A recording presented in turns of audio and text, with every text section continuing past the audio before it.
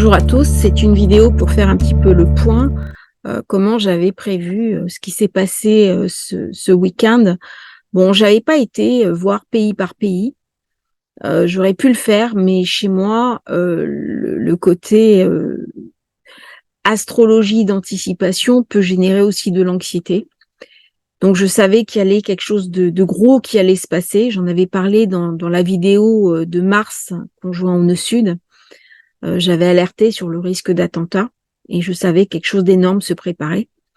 Et ça m'étonne d'ailleurs que les services secrets n'aient pas connaissance de ce genre d'informations parce que au niveau astrologie, je dirais les astrologues qui se sont un petit peu intéressés aux différents attentats, nous savons tous pertinemment que lorsque Mars malheureusement pointe le bout de son nez au nœud sud, pour peu que le nœud sud soit dans un axe bélier-balance ou dans un axe taureau-scorpion, eh bien Mars vient malheureusement raconter des énergies et des éléments dramatiques pour les populations.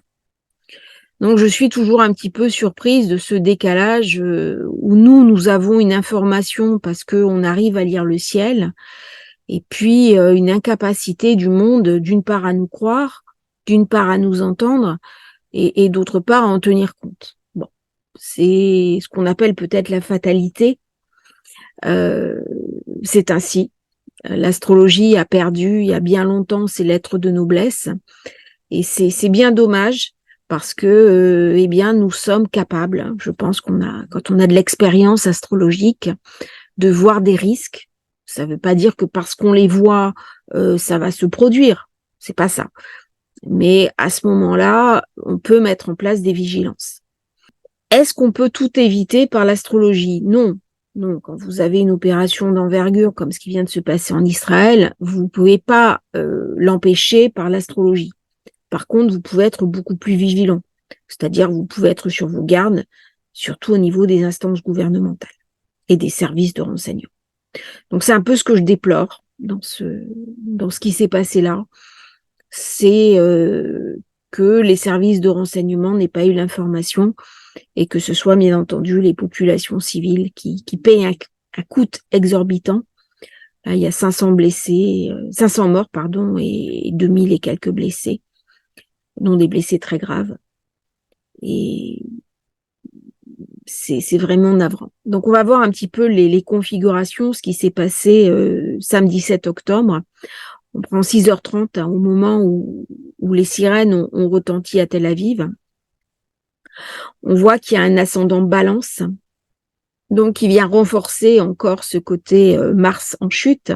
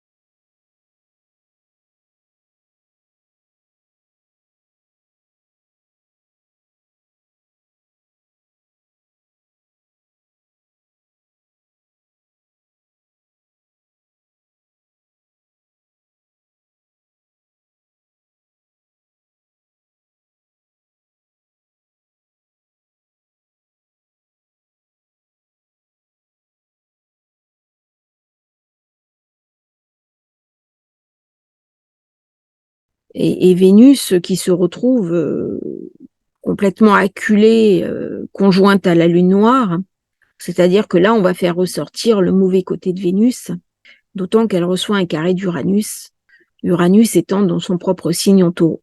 Autant dire des configurations où les planètes positives montrent leur mauvais aspect.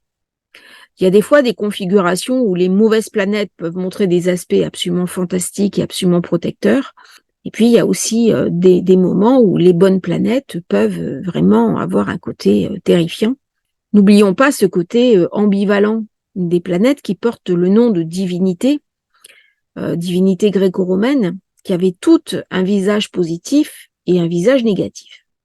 Donc là, on n'est pas du tout dans une Vénus qui est bienveillante, par cette conjonction à la Lune noire, par son opposition à Saturne, Saturne avec qui elle partage bien sûr la maîtrise de la balance. Autant dire que la balance en ce moment, elle est pas du tout aidée par cette configuration. J'ai le soleil qui est à 13 degrés, qui normalement est le grand protecteur, qui devrait amener de la protection, mais qui cède un petit peu sous l'impulsion de Mars, qui lui par contre est incroyablement fort, parce qu'il dirige le nœud nord, parce qu'il dirige Chiron, parce qu'il s'apprête à rentrer chez lui en Scorpion et qui reçoit déjà des énergies du Scorpion, surtout parce qu'il est gorgé de la conjonction au sud, qui a emmagasiné un certain nombre de choses. Et nous voyons que, bien entendu, lorsque ce genre d'attaque se déroule, eh bien, il y a une anticipation militaire avant. Donc, on va engranger des armes. Et cette configuration est renforcée par Mars carré Pluton.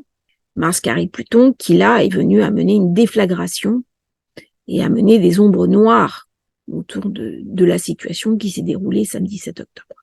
Donc, officiellement, Israël est en guerre. Ils se sont couchés en paix. C'était les fêtes de Soukhot. C'est une période de réjouissance. C'est la fête des cabanes. Ça raconte aussi le temps de Moïse, quand ils étaient dans le désert et qu'ils faisaient des petites cabanes pour remercier le divin. On se couche dans un pays en paix, on se lève dans un pays en guerre. Donc il y a quelque chose de terrifiant là, qui est tout à fait dans la compréhension de Mars, un événement soudain. Il y a quelque chose de très soudain chez Mars, comme il y a chez Uranus, mais on a oublié ce côté soudain de Mars. Et alors Mars attaque de jour. C'est une planète qui protège de nuit, mais alors de jour, elle est redoutable. Et l'attaque a bien eu lieu au lever du jour, à 6h30. Donc on est complètement raccord, malheureusement, avec les événements qui se sont produits.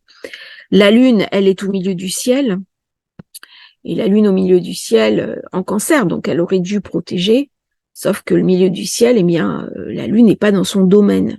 C'est-à-dire que la Lune est un astre nocturne. Et là, au milieu du ciel, elle se retrouve plein midi. Donc elle est quelque part brûlée. Pourtant, elle est chez elle en Cancer, mais elle reçoit ce carré du Soleil, elle reçoit ce carré de Mars. Et la Lune carrée à Mars, c'est jamais très bon.